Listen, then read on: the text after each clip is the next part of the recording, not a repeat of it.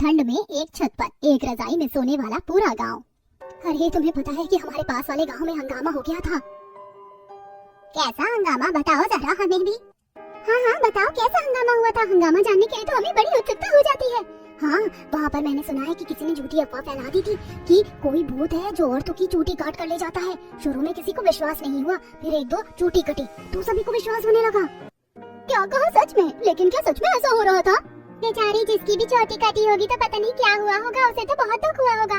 इसीलिए सबने चोटी बनाना तक बंद कर दिया था। लेकिन बाद में पता चला कि ये सब कुछ नहीं है, बस ऐसे ही अफवाह फैलाई गई थी। मुझे तो लगा ही था, क्योंकि ऐसा कुछ नहीं होता। ये सब बस बनी बनाई बातें होती हैं। अगर हम किसी को कुछ बात बताते हैं तो दूसरी जगह तक पहुँचते पहुँचते वो कुछ और ही बन जाती है। ऐसा पता नहीं कितनी बातें फैलती हैं हमेशा। अब तो ठंड बस बढ़ती ही जा रही है। हाँ चलो, आज हम जल्दी से सब्जी लेकर आते हैं, उसके बाद रात का खाना बनाकर हम टहलने बाहर निकलेंगे। पांचों बात कर रही थी और उसके बाद अपने अपने घरों में जाकर सभी के लिए खाना बनाती है। पायल भी अपने घर में चूल्हे पर खाना बना रही थी। तुम्हें पता है बहू, गांव में बात फैल रही कि हमारे गांव में तो बड़े बड़े सांप घुस आए हैं।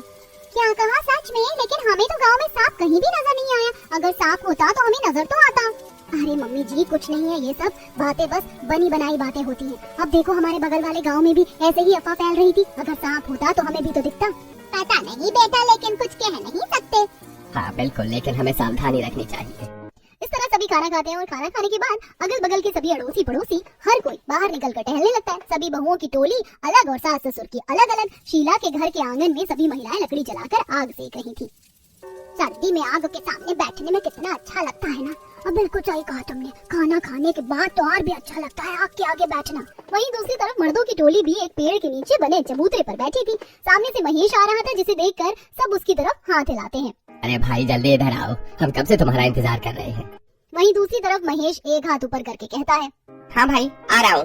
तभी कुछ सेकंड्स में महेश के पीछे एक बड़ी सी परछाई नजर आती है और रोशनी में सब ध्यान से देखते हैं तो वो देखकर सबके होश उड़ जाते हैं, क्योंकि उसके पीछे एक बहुत बड़ा सांप था। महेश अंकल, आप जल्दी से साइड हट जाओ, आपके पीछे सांप है।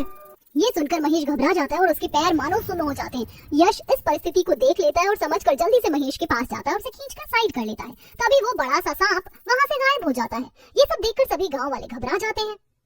अंकल जी, आप ठीक तो है ना?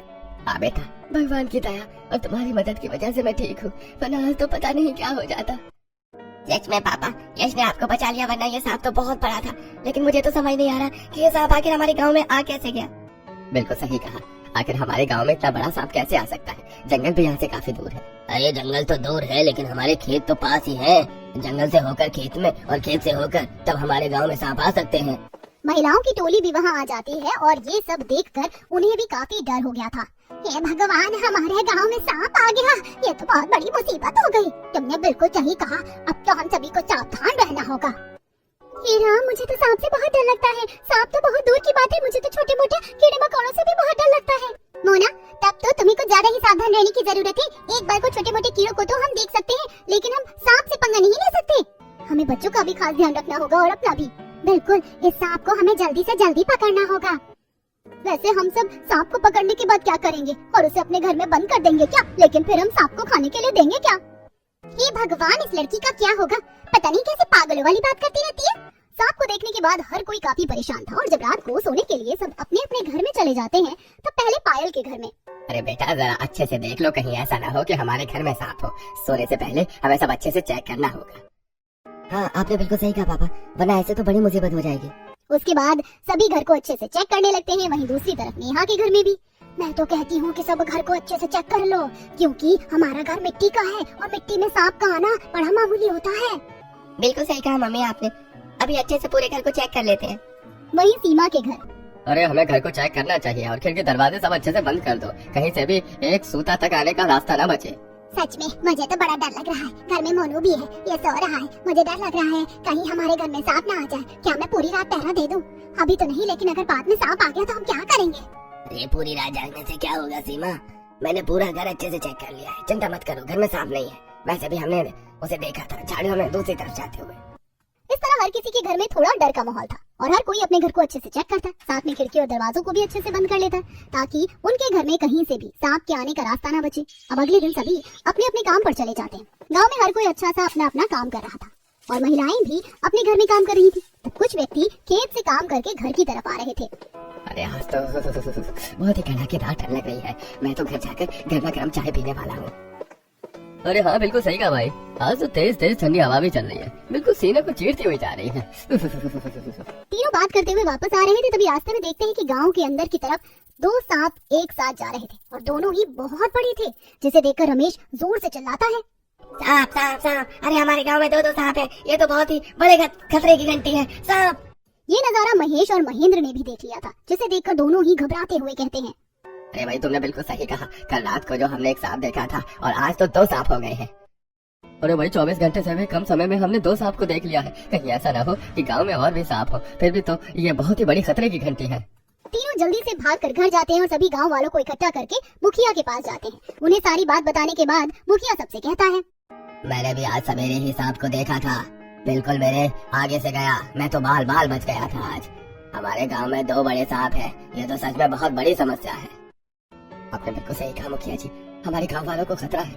एक तो सबसे बड़ी बात, हम सभी गांव वालों के घर मिट्टी के बने हैं और वहाँ पर सांप का आना बहुत ही आसान हो जाता है। सच में हमें समझ में नहीं आ रहा कि अब हम क्या करेंगे। सभी गांव वाले इस बात से परेशान हो रहे थे। तब मुखिया सभी को कहते हैं, हम सभी को मिलकर सांप को अच्छे से ढूंढना चाहिए। घर में बड़े बुजुर्ग और बच्चे भी हैं, वरना इस तरह तो सच में परेशानी हो सकती है। हाँ बिल्कुल, हम सबको मिलकर सांप को ढूंढना चाहिए। हम सब अपने घर से लाठी लेकर आते हैं और सांप को ढूंढ लेंगे। सभी गांव वाले मिलकर सांप को ढूंढते हैं, लेकिन उन्हें उस समय एक भी सांप कहीं भी नहीं मिलता। काफी देर तक ढूंढने के बाद भी जब वो सब असफल होते हैं, तब मुखिया जी कहते हैं, देखिए मुझे नहीं लगता कि अभी सांप हमें मिलेगा। अभी हमें अब थोड़ा इंतजार करना होगा। अब हम बाद में ही इसकी खोज करेंगे। आप सभी घर जाइए और अपने परिवार वालों को सावधान कीजिए और जितना हो सके सावधान रहिए। फिर हम कल सोचते हैं कि आगे क्या करना है। जी ठीक है मुखिया जी। इतना कहकर सभी अपने अपने घर में आ जाते हैं और अब हर घर में खौफ का माहौल था। वहीं दूसरी तरफ पड़ोस में रह रही एक अकेली महिला जो बहुत ही ज्यादा घबराई हुई थी, वो काफी बुजुर्ग थी। हे भगवान, मुझे तो मेरी अकेली झोपड़ी में भी बहुत डर लग रहा है। मैं तो बिल्कुल अकेली रहती हूँ, मुझे तो कुछ पता भी नहीं चलेगा। कोई बात नहीं, आप हमारे घर पर रह सकती हैं हमारे साथ। क्या सच में? हाँ बिल्कुल, इस तरह आपका अकेले रहना बिल्कुल भी ठीक नहीं रहेगा। आप हमारे साथ चलिए और हमारे साथ हमारे घर में ही रहिए। शांति बूढ़ी अम्मा सविता को लेकर अपने घर पर आ जाती है और इस तरह रात हो जाती है। सभी रात का खाना पीना खाकर सोने वाले थे, लेकिन किसी को भी नींद नहीं आती। मुझे तो नींद बिल्कुल भी नहीं आ रही है। मुझे तो बहुत डर लग रहा है। कल तो फिर भी जैसे तैसे करके सो गए थे, लेकिन जब आज पता चला कि एक नहीं बल्कि गांव में दो दो सांप हैं, तो अब तो दिल दहल रहा है। सच कहूँ तो मुझे भी बड़ी बेचैनी सी हो रही है। इस तरह सांप के खौफ से बाहर निकल पाना बड़ा मुश्किल है। घर में बच्चे भी हैं, पिंकी तो सो रही है, लेकिन हम सबको तो ध्यान रखना ही होगा। हाँ तुमने बिल्कुल सही कहा, लेकिन पूरी रात हम इस तरह जाग भी नहीं सकते। कभी न कभी तो हमें नींद आ ही जाएगी। ऊपर से इतनी सर्दी भी है। बस खिड़की और दरवाजों को अच्छे से बंद कर लेते हैं और घर को तुमने अच्छे से चेक कर ही लिया है, तो सब सो जाओ या फिर बारी बारी सो जाते हैं सब। हाँ मुझे ये बारी बारी वाला सोना ठीक लग रहा है, वरना ऐसे तो मुझे बड़ी घबराहट हो रही है। अरे ठीक है, चलो ऐसा कर लेते हैं। मैं थोड़ी देर जाग लेता हूँ, तुम सब सो जाओ।